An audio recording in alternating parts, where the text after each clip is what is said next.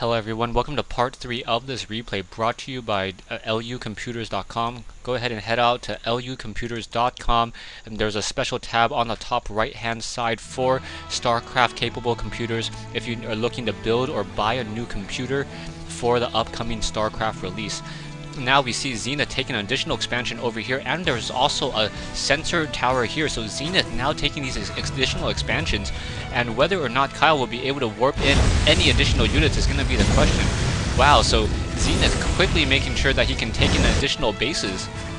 And by taking this additional bases, he should be able to win. So this is currently Zenith's game to lose. Zenith is now upgraded 1-1 on his battlecruisers and on his weapons. So 11 damage towards ground, and with 4 armor, it will make it fairly difficult for any of those units to really fight back. Carriers, I believe there's one carrier, and those carriers, however, are not upgraded either. So no weapons upgrades for any of Kyle's units. So there's going to be more bang for the buck coming in from Zenith's units. However, all of these battlecruisers have a lot of energy.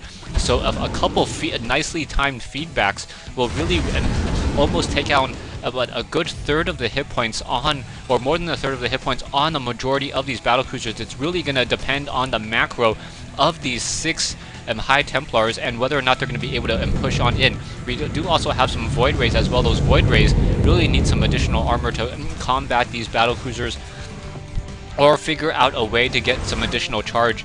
Command Center now up over here. The Void Rays, if you remember, now have a range of 6 instead of a range of 7, so they are unable to take down missile turrets unless they get within that firing range. Back over here, battlecruisers still massing up. We have 10 battlecruisers moving on out. Siege tanks on the ground, not a single marauder in sight. So all you players who don't like the Terran versus Protoss matchup because of marauders, this is a way to not produce marauders. Just go mass battlecruisers. Wow, Zenith sitting almost on 200 food and sitting on 3,000 minerals and 3,000 gas. At some point, he needs to push out. He has this game, and he really needs to take this game and try to win at this point. Protoss shields now being upgraded as well. Photon cannons. Siege tanks now moving on out. Taking a look at the units, we have 10 battlecruisers, 16 siege tanks, 1 ghost. Perhaps that ghost is there, and where's the Ghost Academy? No, there is no arming of the nuclear silo just quite yet. And these battlecruisers continue to move on out. Siege tanks preparing to siege up, knowing that if any position is going to be try to be overtaken, it is this expansion over here. These sensor towers just splitting this map in half, and Zenith will know exactly when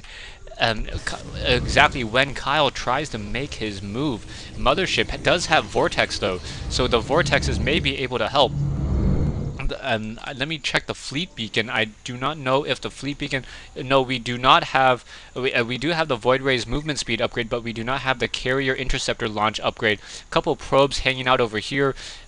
For some reason, not going back to work. Finally on the move again.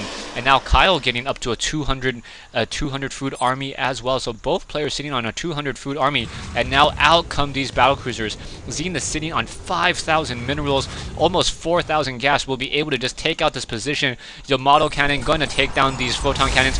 Mules being called in order to start auto repairing some of these battlecruisers as well. And now in comes this attack force. This is going to be a very, very bad day for this Nexus. Nexus now getting taken down so easily, and now pulling back. So Kyle, losing one of his bases, is now down to 2 bases compared to Zenith's essentially 2 or 3 bases with that top right one, that island location. Mothership trying to move on out, and now we make it a Yamato cannon. Oh, 3 quick Yamato cannons quickly taking down all that Mothership, and now Kyle losing that Mothership. That Mothership takes 160 units of time to rebuild, so that's going to take quite some time. Even with Chrono Boost trying to speed up its production, it will be somewhere in between 110 and 120 units of time to rebuild if it continues to do that. We also see a warp prism in here as well, so the warp prism going to try to move on in. Siege tanks now moving on in. Battle cruisers going to join in on this fight. Storm coming in, feedback onto those battle cruisers. Battle cruisers losing some of their Yamato Kannon energy, and wow, what a crazy fight here as those battle cruisers are going to be forced to continually push back. More Storm coming in, and this whole entire battle cruiser army of Zenith is getting taken out just by Void Rays and one carrier, so very nicely done. And now Kyle still was, I believe, warping in additional units in that fight. There's one point defense drone. Marines now trying to come on over, trying to take down that last Void Ray. Siege tanks coming in, and what a crazy fight so far. Zenith, however, able to really macro up his army. If you look at the production, we have 4 battle cruisers being trained up. And now siege tanks continue to move on out. A zealot quickly getting taken down.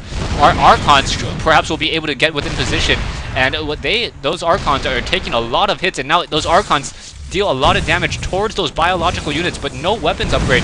So those fighting over here, we do have carriers now moving out as well, but the carrier does not have any interceptors. That interceptor just getting taken down so easily. The Void Rays now getting taken down by the 4 missile turrets over here as the Archons trying to destroy and take down these starports. It's a battle of the air. Siege tanks now moving on out as well. Massive siege tanks, they only deal extra damage towards armored units. Archons are not armored units, so that they're only dealing, I believe, 15 damage per attack. But when you have that many siege tanks, it doesn't matter. Hellions now moving on in, maybe able to, unable to do any torching over here because... What? Is that the end of the game? Oh my gosh, that is the end of my replay. How sucky is that? Alright, I guess I'll put it up to you guys. Who do you guys think won this game? Zenith or Kyle here on Lost Temple? And yeah, sorry about that. And just post up your thoughts. You can look at the losses resource tab. Here's the army. Zenith is sitting on the larger army right now. He also has the same amount of harvesters, but he's mining at a slightly less harvester rate. Production, we are getting 4 battle cruisers and level 3 weapons upgrade against 2 Void Rays and a Nexus being built. More starports being laid down. But yeah, sorry about this, guys. All I gotta say is this particular replay was brought to you by www.lucomputers.com.